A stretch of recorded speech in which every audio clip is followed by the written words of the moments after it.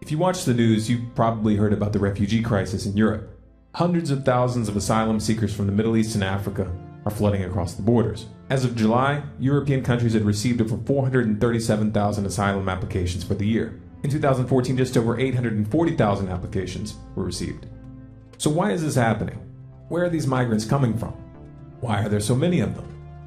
The corporate media and the political establishment on both the left and the right will answer those questions with a combination of half-truths and outright lies.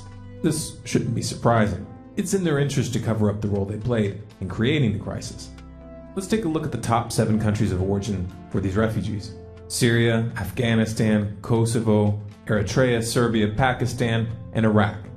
A lot of attention is being put on Syria because that's where the largest numbers are coming from. Hundreds of thousands are fleeing a conflict that has raged since 2011, and many are using this to push for an escalation of military force by the West. Because obviously if we bomb the heck out of the place, everything will go back to normal. Of course, it sounds perfectly rational to take down ISIS. These guys are nasty. But upon closer inspection, we find that the West is much more focused on removing President Assad from power. That might strike you as absurd, since the Syrian government is one of the last remaining forces preventing ISIS from completely taking over the region, but it makes much more sense once you see how ISIS rose to power in the first place. Who funded them? Who armed them? Oh, they don't like to talk about that, do they? Since at least 2011, the US and its allies have been backing rebel groups in Syria. The goal, of course, being regime change. This escalated right after the US and NATO toppled Libya. There's a reason for that.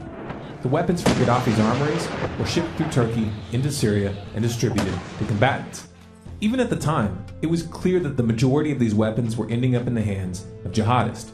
The official narrative is that these rebels were freedom fighters, and that this was an organic uprising, an extension of the Arab Spring. The media and the political establishment in both the United States and Europe stuck to this story until it became impossible to hide the atrocities being committed by these so-called freedom fighters.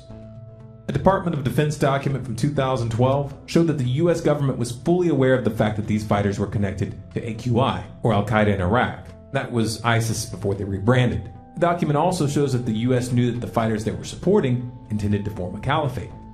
Not only did they know it was happening, they viewed it as a good thing. In fact, in 2012, the CFR released an article openly stating that, quote, "In short, the FSA needs Al-Qaeda now." Publicly, Washington continued to claim that the West was only assisting the moderate rebels, the Free Syrian Army in particular. However, the FSA was very open about the fact that they regularly conducted joint operations with al-Nusra, and al-Nusra had direct alliances with ISIS. أما فيما يخص بعض الفصائل التي مثلا يطالب الغرب بتصنيفها كمنظمات إرهابية، جبهة النصرة. نعم، نحن نشعر أن هذه الجبهة بمكان ما هي يمكن الحوار معها. حول نعم، حول طبيعة الدولة القادمة، حول شكل الدولة القادمة، حول إمكانية هذه البلد على إقامة دولة التي تناسب الجميع.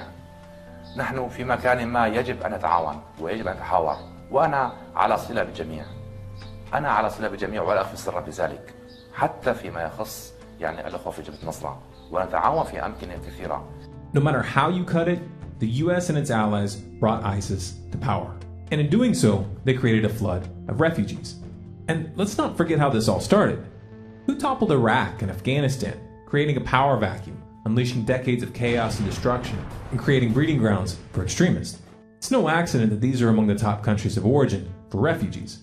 While it might be convenient for Europeans to pin the blame entirely on the US, the reality of the matter is that European leaders have not only enabled Washington by refusing to call them out, but they have also played an active and direct role in the aggression. The blood is on their hands too, so it's not in their interest to tell you the truth.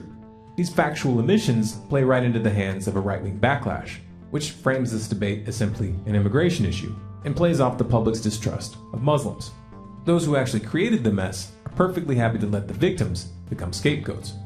This is a classical case of problem, reaction, solution. You're being tricked. You're being herded towards more war, more chaos, more suffering, which ironically will just create more refugees. If you want people to hear this message, like it, share it, download it, and spread it. Believe it or not, this is just the tip of the iceberg. Want to see how deep the rabbit hole goes? Subscribe to Storm Clouds Gathering on YouTube, follow us on Facebook, Twitter, and Google+, and you can sign up for email notifications of new releases on our website stormcloudsgathering.com. menekültváltság.com.